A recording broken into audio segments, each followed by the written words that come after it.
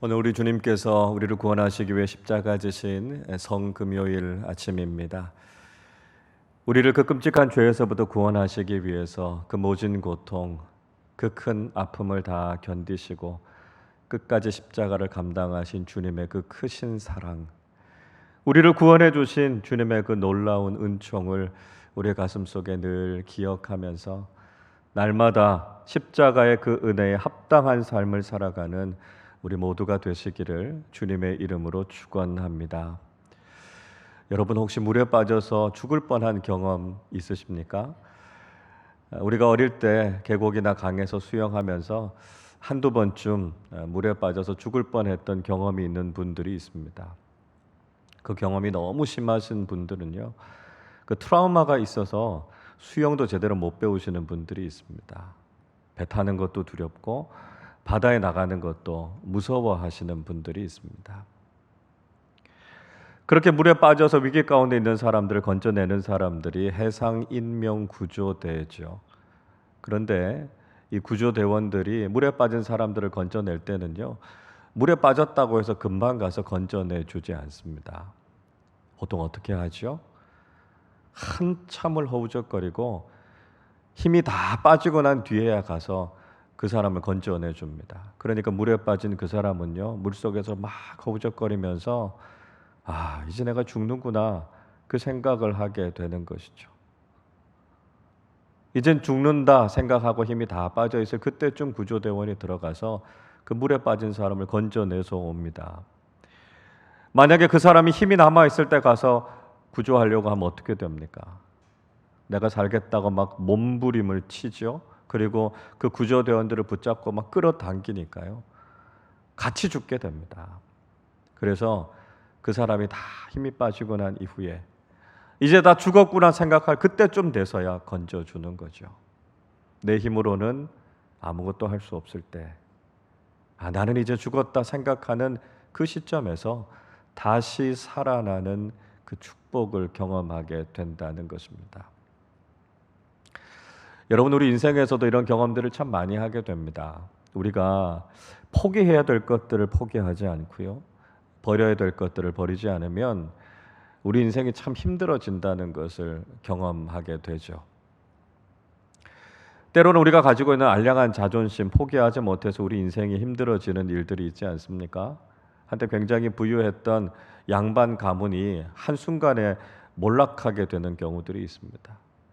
왕조가 바뀌고 관직도 잃어버리고 재산도 다 빼앗기게 되고요. 그래서 그 집안이 다 무너지게 되는 일들이 있죠. 그런데 양반이라고 하는 자존심이 있으니까요, 그렇게 집안이 어려워져도 나는 종들처럼 땀 흘리면서 땅 파면서 일하지는 않겠다, 이렇게 버팁니다. 그렇게 계속해서 버티면 어떻게 됩니까? 가족들이 다 굶어 죽는 거죠. 그 알량한 자존심 때문에 자신도 가족도 다 죽이게 되는 것입니다. 사실 우리 인생 살아가면서 자존심이라고 하는 것은 별로 쓸데없을 때가 많습니다. 괜한 자존심 부려서 부부 사이가 어려워지기도 하고요. 그 자존심 때문에 관계도, 직장 생활도, 사회 생활도 다 어려워지는 경우들이 있지 않습니까? 여러분, 우리가 그리스도인으로서의 자존감은 가져야 되지만 인생 살아가는 데 있어서 쓸데없는 자존심은 버리는 것이 지혜롭다라고 하는 걸 우리가 경험하게 되죠. 또 어떤 분들은요, 버럭버럭 이렇게 화를 잘 내시는 분들이 있습니다. 그럼 이렇게 이야기하죠. 그 성질 좀 죽이라고.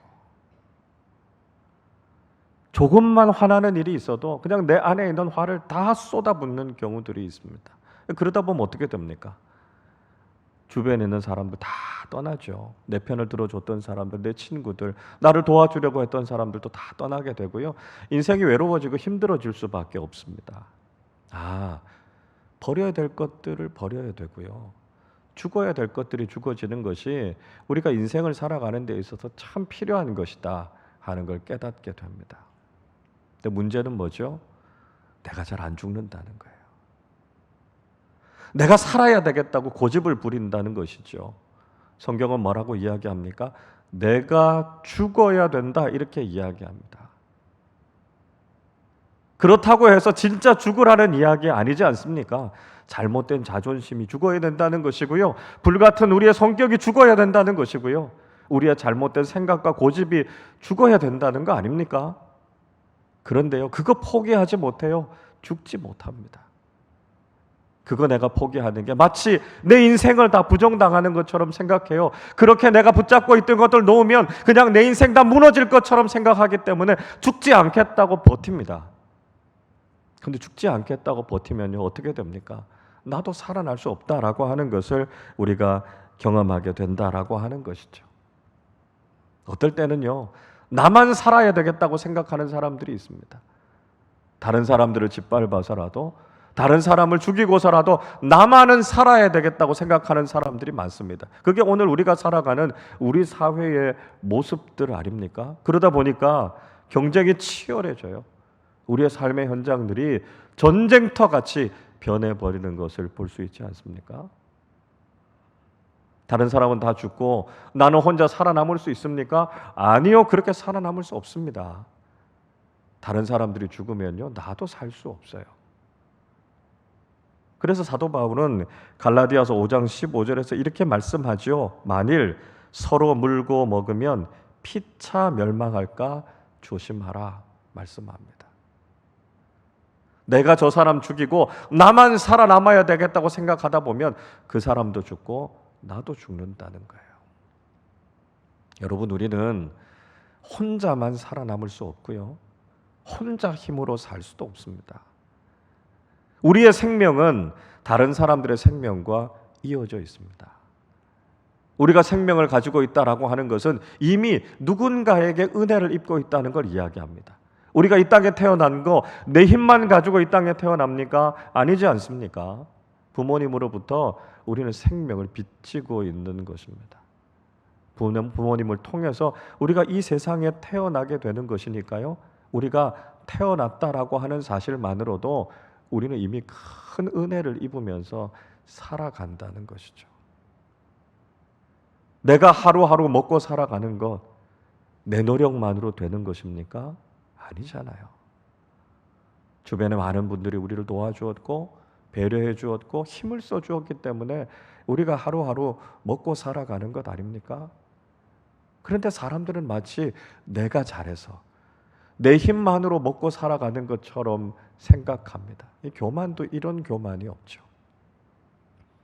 구원의 문제도 마찬가지입니다. 우리가 잘해서 구원받은 게 아니죠. 우리는 우리 스스로를 구원할 수 있는 존재가 되지 못합니다. 죄인인 우리는 우리가 아무리 노력하고 우리의 의로움을 내세운다 할지라도 우리는 구원받을 수 없습니다. 내가 내 노력 가지고 구원받으려고 하면 오히려 정죄받습니다. 우리는 그 죄로부터 벗어날 수 없다라고 하는 것이죠. 우리가 예수 그리스도의 은혜로 구원받았음을 고백할 수 있을 때 우리는 진정한 생명과 구원의 축복을 경험하게 되는 것이죠. 그래서 우리는 역설의 진리를 깨닫게 됩니다. 아, 내가 죽어야 사는구나 하는 것을 깨닫게 됩니다. 내가 살아있으면, 나만 살려고 하면 그건 정말 살아가는 게 아니라는 것이죠. 함께 살아갈 수 있을 때, 그리고 죄악된 내 자신을 고백하고 죄인인 내가 죽을 때 비로소 예수 그리스도의 생명이 내 안에서 살아나는 이 놀라운 신앙의 신비를 깨닫게 된다는 것입니다. 구약의 제사는 우리에게 굉장히 중요한 진리를 깨닫게 해줍니다. 그것은 제물이 죽어야 한다는 것입니다. 제사 드리는 제물의 종류는 여러 가지죠. 소나 양, 염소나 비둘기 이런 것들을 하나님 앞에 제물로 드립니다.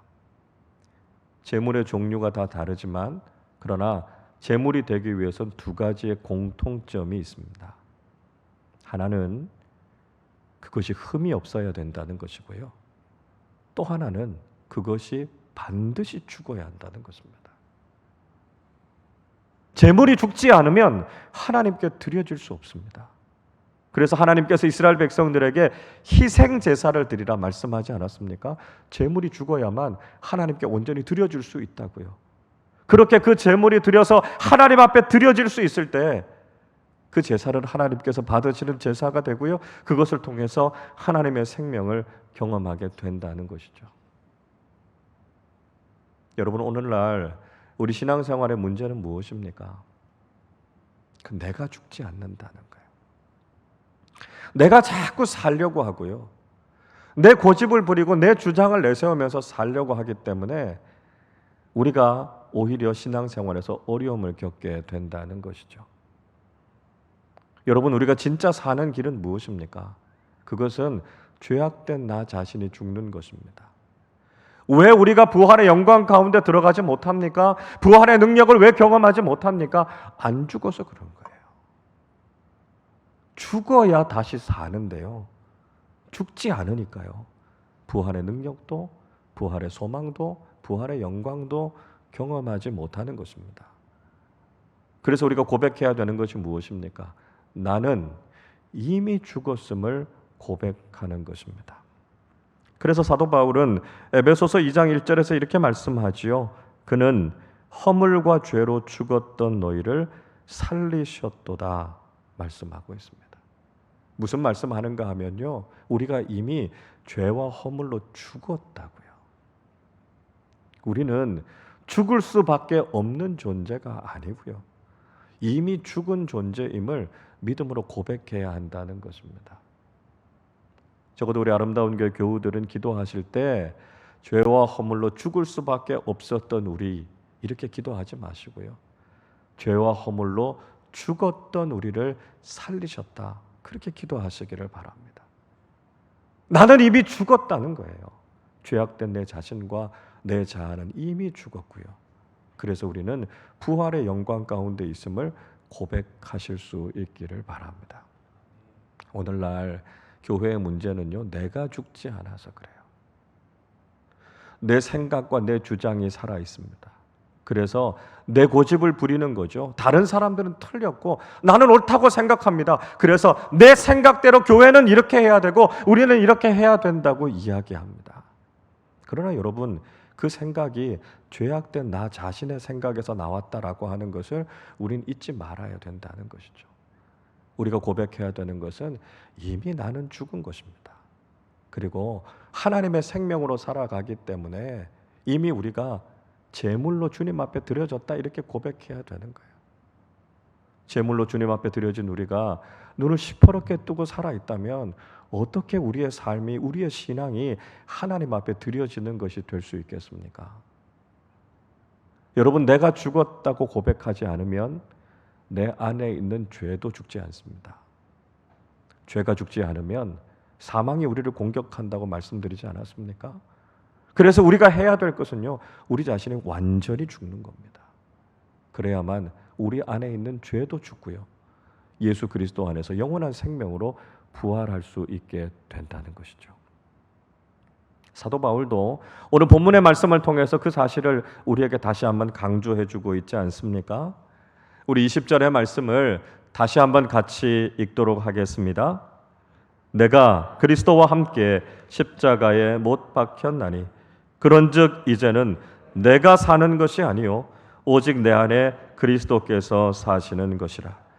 이제 내가 육체 가운데 사는 것은 나를 사랑하사 나를 위하여 자기 자신을 버리신 하나님의 아들을 믿는 믿음 안에서 사는 것이라.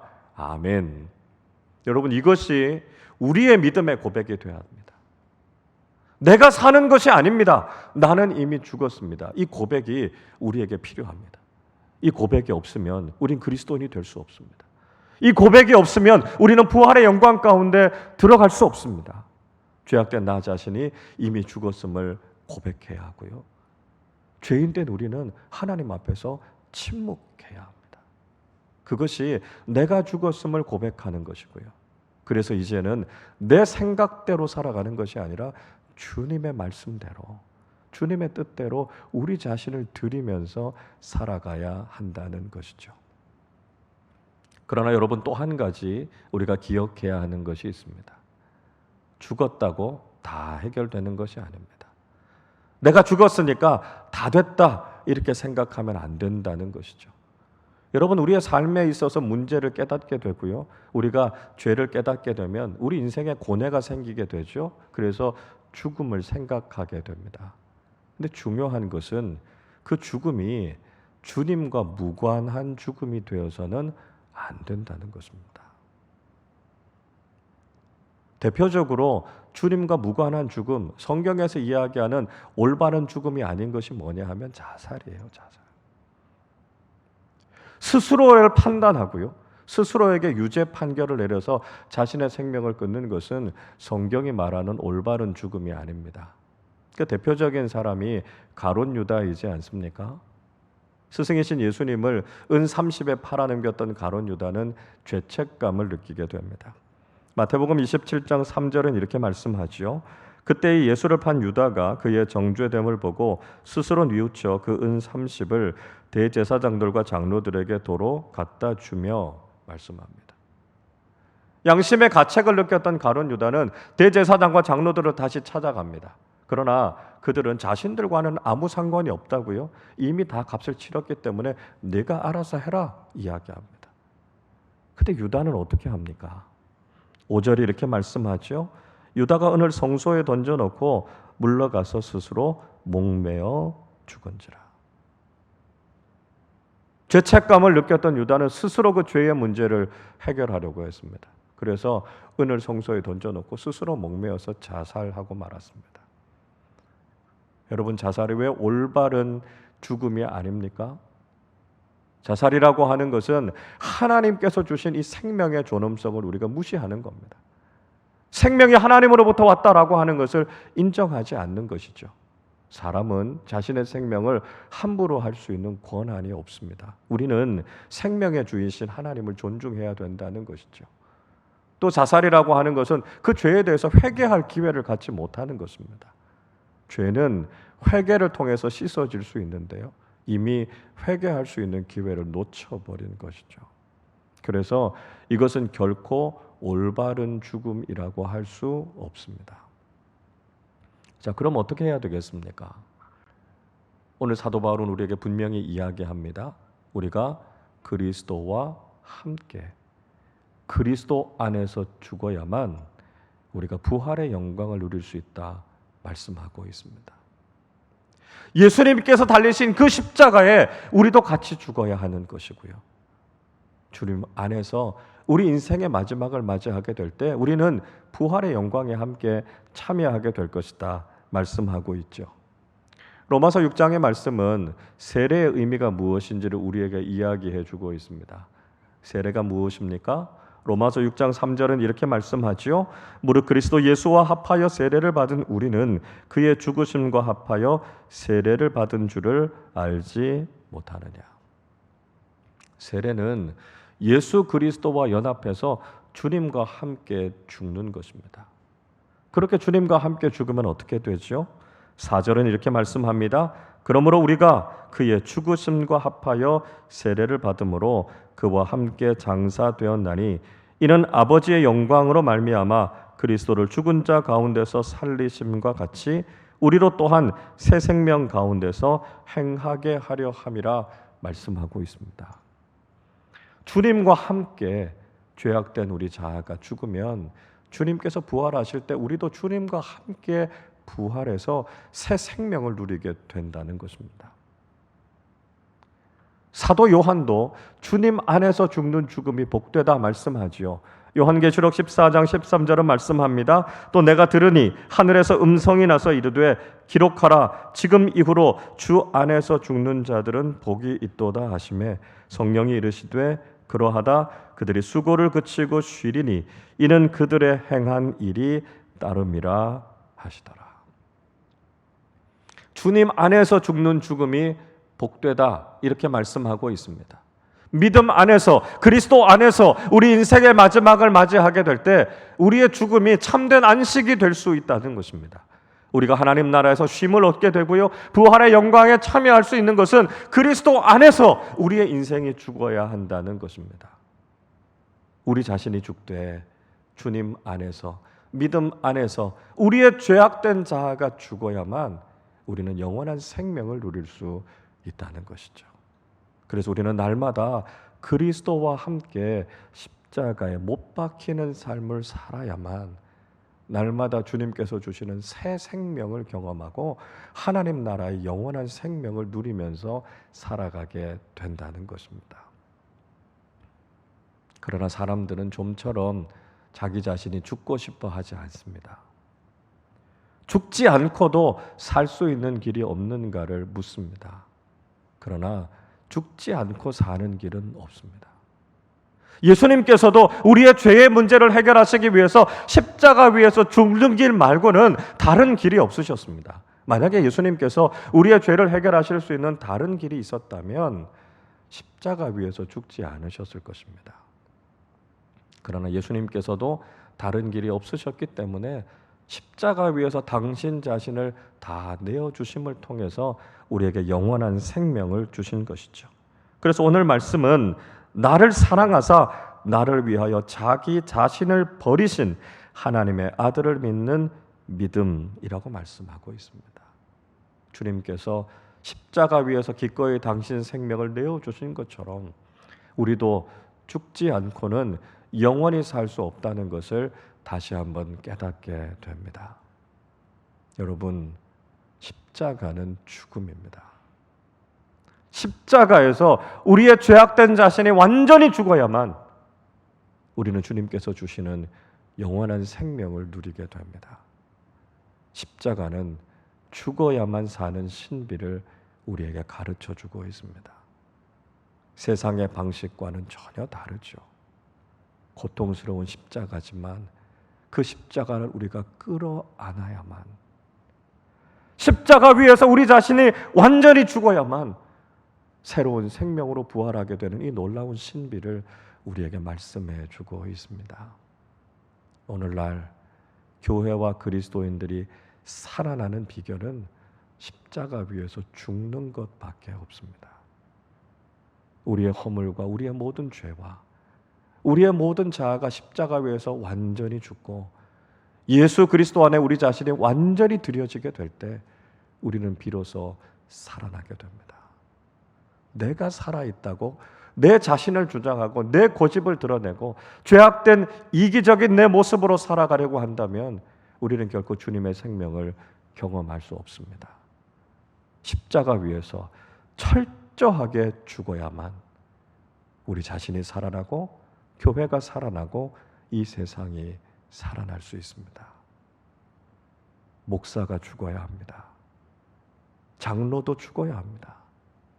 모든 교우들도 십자가 위에서 내 자신이 죽었음을 고백해야 합니다. 그래서 이제는 내가 죽고 예수의 생명으로 살아가는 그리스도인들로 우리의 공동체와 이 세상이 가득해질 때 비로소 우리 자신과 우리 공동체와 이 세상이 살아나게 된다는 것이죠. 우리 아름다운 게 모든 교우들이 나는 죽고 나를 사랑하셔서 나를 위해 당신의 생명까지도 기꺼이 내어주신 예수 그리스도 안에서 살고 있음을 고백하고 부활의 생명, 부활의 능력을 가지고 살아가는 우리 모두가 되시기를 주님의 이름으로 축원합니다.